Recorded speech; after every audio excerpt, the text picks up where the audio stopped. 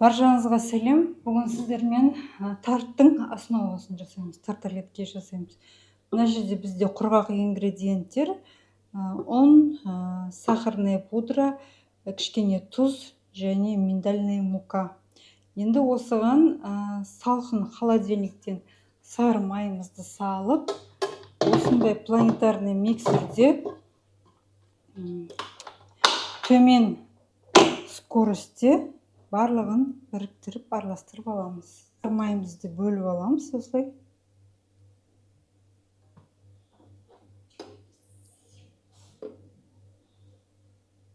Орысша айтқанда крошкообразный етіп жасап аламыз қамырды.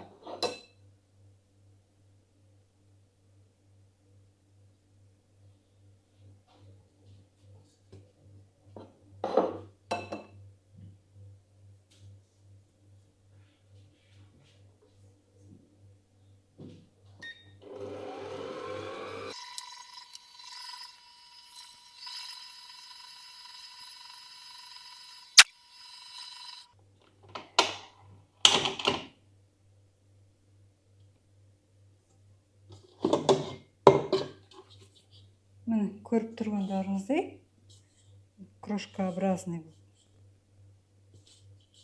араласты. Енді осыған жұмыртқа саламыз. Менде жұмыртқаның категориясы С1.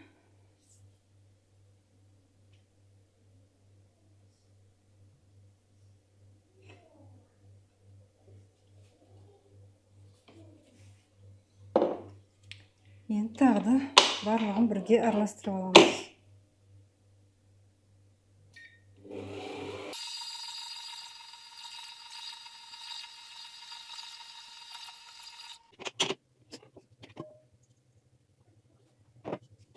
Міне, көріп тұрғандарыңыздай осылай араласты.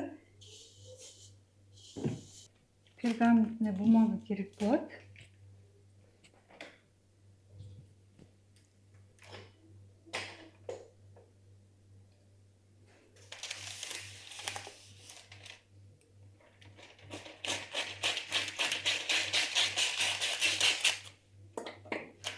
Осылай екі қағазды кесіп аламыз.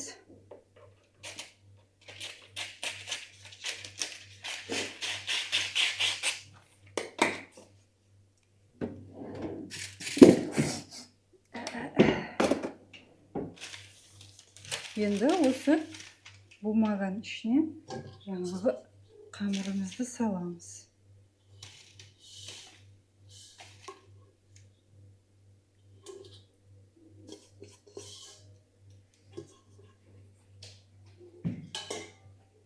Біздің қамырымыз матовый болу керек. Сонда тарталетке жақсы шығады. Егер глянцевый болса, шықпай қалады. Енді осылай бетін жауып,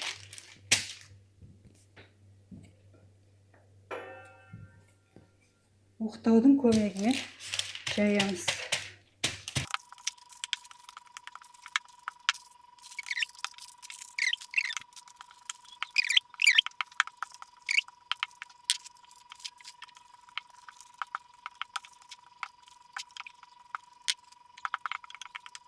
Барлық жері бірдей болу керек.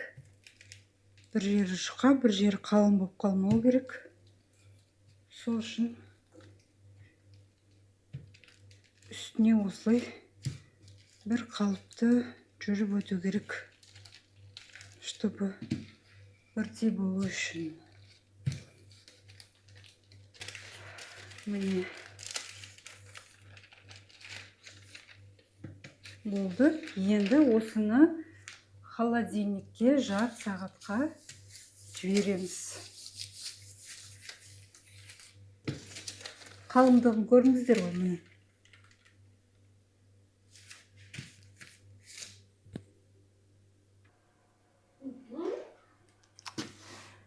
Мына тестамызды холодильниктен шығарып алдық. Енді вот екі жағынан осылай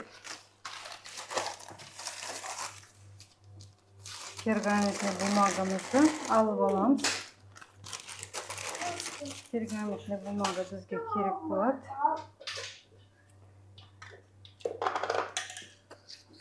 Бізге осындай вырубка қажет болады. Енді осы вырубканың көмегімен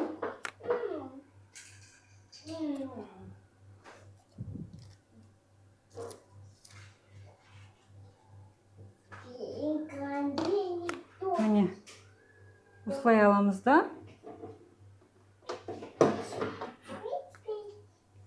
Противенге осылай қойып,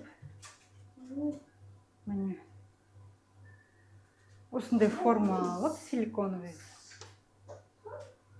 осылай қойып шығамыз.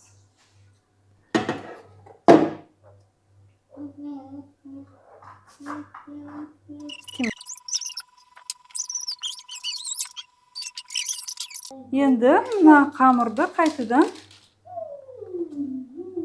алып, осылай холодильникке қайтадан жібереміз.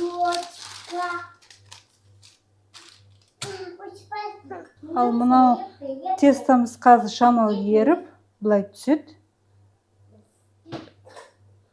Шамалы осылай көмектесіп жібереміз.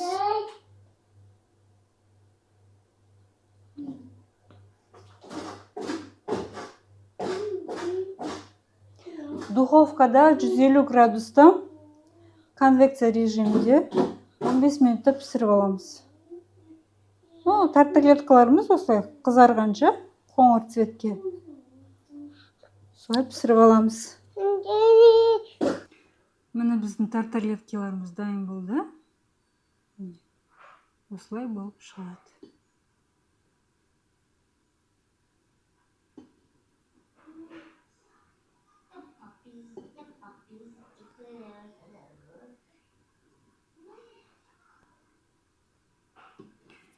Енді ішіне неше түрлі начинкалар салуға болады. Мен осы видеода енді начинкалардың түрлерін көрсететін боламын.